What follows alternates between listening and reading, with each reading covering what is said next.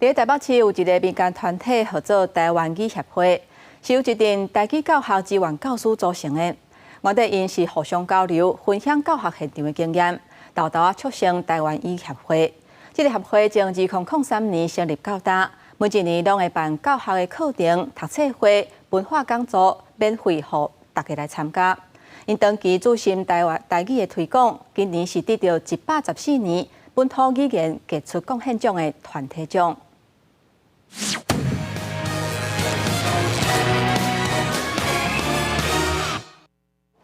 迄无啊，滴甲管管啊？厨师的台语呢？台语。中破塞来，你去讲一解。中破塞。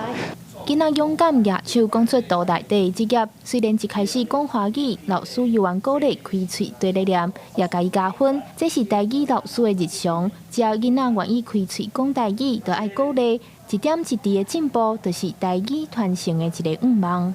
加学一种语言，咱会当帮这个囡仔伊的生命，加增加足侪光彩。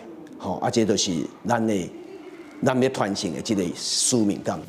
黄振斌是台语教学志愿老师，也是台北市台湾语协会理事长。伊一个下课就爱赶紧赶去另外一间学校教册，真侪台语教学志愿人员爱兼顾那间学校。这教职人员有台语专业，毋过无上过师资培训的课程，一开始入去教育现场，嘛拄着困难，大家就互相讨论交流。了后，伫2003年成立台北市台湾语协会。咱入去，咱样样要教，咱嘛是会惊。所以因若是要来教，因嘛是会惊，所以咱会提供这个讲，这个过程是差不多安怎，互因会了解，互因会感觉心会稳定。台湾语协会逐年拢会开台语教学课程，也免费开放予教学志愿人员来上课。长期为着台语传承、台语教育伫第一线拍拼，也得到114年本土语言杰出贡献奖的团体奖。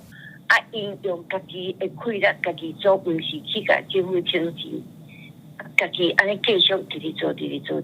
每一个地方上地方安尼无放弃，基本的其实这个快乐嘛就要紧。